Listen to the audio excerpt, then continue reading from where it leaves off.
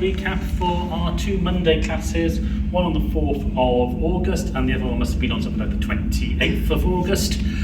July, that's one. We're sleep deprived after running Wales' probably second best ever tango event after the Welsh International Tango Festival, which is also one of our events.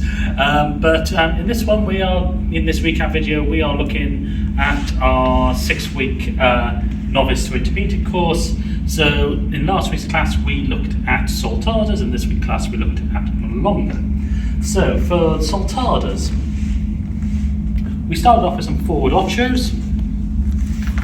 So leading the follower across, and then extending this pivoting phase. I'm doing this on the open side, but you can do it on the closed side as well. So as the follower is pivoting, as we move our chest around, I'm going to then extend that motion with my arm and allow it to come through and turn the follower through, and then continue the forward ocho. So she's pivoting on the ball of one foot, so we're just extending that pivot. So with my arm motion, I'm taking it over and around her head, and she is making sure this arm is out the way so it doesn't. So I'm going to leave it where it was, fold it across my body so it can come up. My elbow can come up and over to its original position. The second soltada we look at, again from the forward ocho. In this one, when I take my side step to the left, I'm going to stick my follower down slightly to pin her into position, and I'm going to take my left hand over her head so she turns, and then we're going to pick her back up and she picks up on the other side of the ocho, so she comes back to where she came from. We then put a bit extra into the class to demonstrate the spiral, because this soltada requires the follower to have a weight centered on both feet.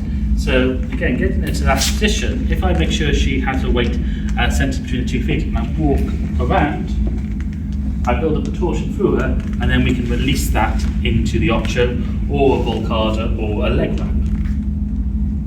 Or a big front ballet. Which relates to the class from the week before.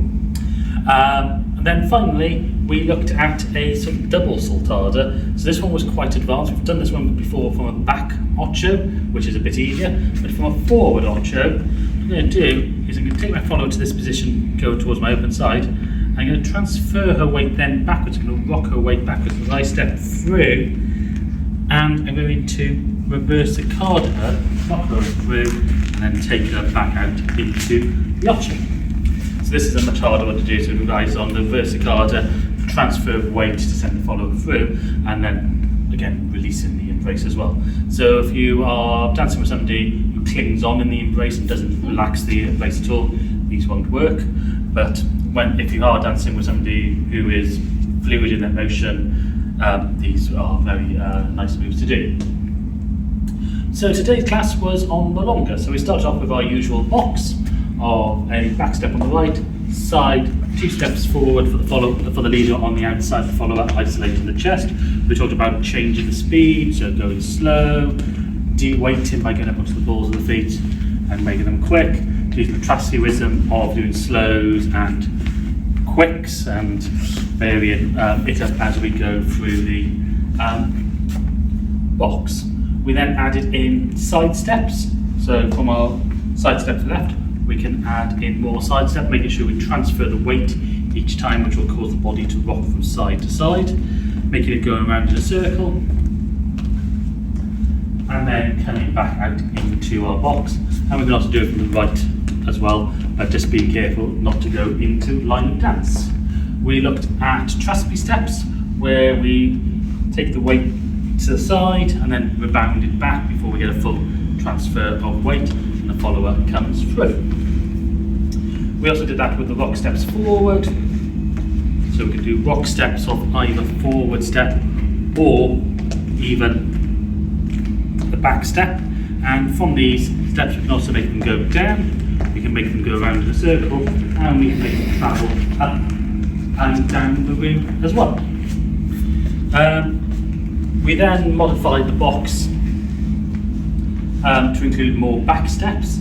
So instead of doing the change of weight and close of feature, just go into a back step and leaving the follower go outside, and then we can use little decorations for both leaders and followers with our taps, swivels, and so forth. And then finally we did a move which is actually very similar to something you'll see in ballroom tango, where we are stepping back to the side, coming through into Americana position, and then pivoting to face, with the leg going out. And then a modification of this is to step back and behind, pivot the follow into a back Leo, and then come straight through. So this is actually something that was taught 2 years ago by Eduardo at our forerunner for the New Wave Festival. Anyway, thank you for watching, and we'll see you in another video very soon.